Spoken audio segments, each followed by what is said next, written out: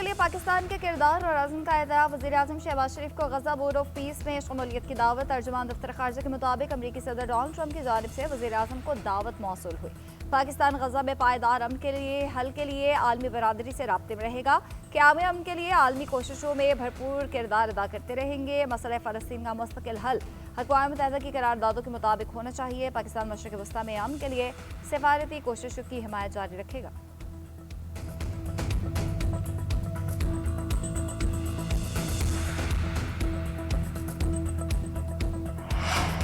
कराची में एक और सानेहा गुल प्लाजा में लगी आग, 6 जानें निकल गई, 20 से ज़ायद जख्मी मुख्तलिफ हॉस्पिटल्स में ज़ेर इलाज है। मुतादिद की हालत तशवीशनाक है। फायर ब्रिगेड की सीढ़ियाँ टूटने से भी 2 अफराद गिर कर जख्मी हुए। ग्राउंड फ्लोर की तमाम दुकानें जल गई। इमारत से धमाकों की आवाज़ें आने लगी। मुमकिन तौर पर दीवारें गिरने या गैस सिलेंडर फटने की हो सकती हैं। पाक बहरिया के फायर टेंडर्स भी मौके पर मौजूद हैं। रेंजर्स के एहलकार भी इमदादी सरगर्मियों में शरीक हैं। बल्दिया उज़्मा कराची की रिपोर्ट भी तैयार। रात 10:26 पर आग की इत्तला मिली। फायर टेंडर चंद मिनट में पहुंच गए। मुतादिद अफराद को बाहिफाजत रेस्क्यू किया गया। हुजूम और ट्रैफिक की वजह से रेस्क्यू ऑपरेशन में मुश्किलात का सामना करना पड़ा।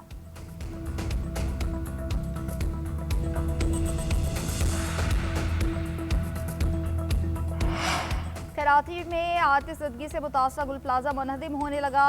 इमारत के पिछले, दरमियानी और सामने के हिस्से गिर चुके हैं। कराची इंतजामिया ने पूरी इमारत मखदूश करार दे दी है। किसी भी वक्त गिरने का खदशा है। हुकाम के मुताबिक 40% इमारत गिर चुकी। आतिशदगी से गर्मी के हिद्दत बेपनाह हद तक बढ़ चुकी है। लेंटर में मौजूद सरिया पिघल कर नरम हो चुका है। इमारत अपना ही वजन बर्दाश्त करने के काबिल नहीं रही है। हुकाम ने शहरियों को किसी भी हादसे से बचने के लिए इमारत से दूर रहने की हिदायत की।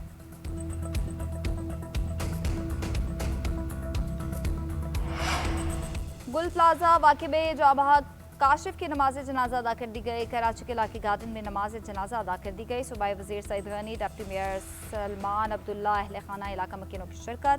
काशिफ गुल प्लाजा में बच्चों का रिज़्क़ तलाश करने गया था। आग में जिंदा बाहर निकलने का मौका न मिला।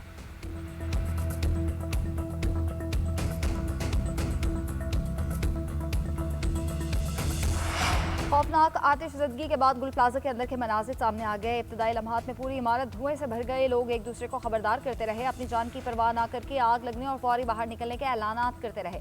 आग का सुनते ही अफरा तफरी और भगदड़ का माहौल पैदा हुआ। लोग मुंह को कपड़ों से ढांपते हुए बाहर की जानिब भागे।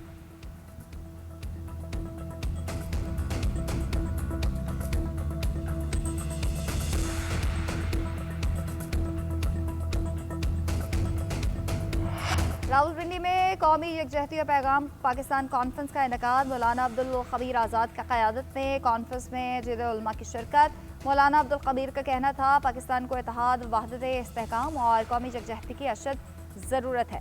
पाकिस्तान की सलामती, तहफ़्फ़ुज़ और दिफा के लिए पूरी कौम मुत्तहिद है। फील्ड मार्शल की क़यादत में दुश्मन को मार्का हक में इबरतनाक शिकस्त दी। मार्का हक में कामयाबी के बाद दुनिया भर में मुल्क की इज़्ज़त व वक़ार में इजाफा हुआ। फतह मार्का हक में पूरी उम्मत मुसलमा की जीत है। फारिश और फितना हिंदुस्तान बेअमनी पैदा करके कौमी यकजहती को नुकसान पहुँचाना चाहते हैं। हमें बेदार रहना होगा और दुश्मन की नापाक साजिशों को मिलकर नाकाम बनाना होगा।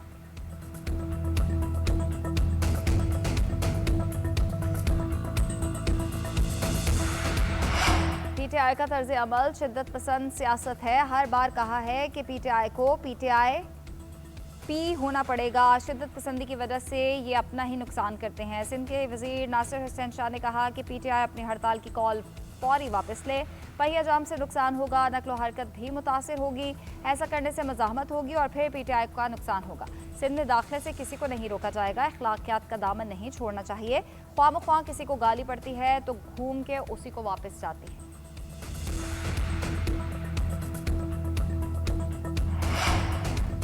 बीसीसीआई के लिए भारत में होने वाला वर्ल्ड कप दर्द सर बन गया। बांग्लादेश और पाकिस्तान के बाद आयरलैंड का भी भारत जाने से इनकार। अपने मैचेस श्रीलंका में ही खेलेंगे। क्रिकेट आयरलैंड का 2 टोक मौक़िफ़ सामने आ गया। भारत में होने वाला T20 वर्ल्ड कप अंदेशों की जद में आ गया। बांग्लादेश क्रिकेट बोर्ड ने ICC सिक्योरिटी को वफ्द को आयरलैंड के साथ वेन्यूज़ का तबादला करने की तजवीज़ दी थी। क्रिकेट आयरलैंड ने भारत में मैचेस खेलने के इम्कान को मुस्तरद कर दिया। उधर पाकिस्तान की भी बांग्लादेश को मुकम्मल हिमायत की यकीन दहानी। ज़राए के मुताबिक बांग्लादेश का मसला हल न हुआ तो पाकिस्तान वर्ल्ड कप में शिरकत के फैसले का जायजा लेगा। पाकिस्तानी हुकाम ने कहा कि बांग्लादेश की माकूल और दुरुस्त वजूहात हैं। भारत को किसी मुल्क को डराने और धमकाने की इजाज़त नहीं दी जा सकती।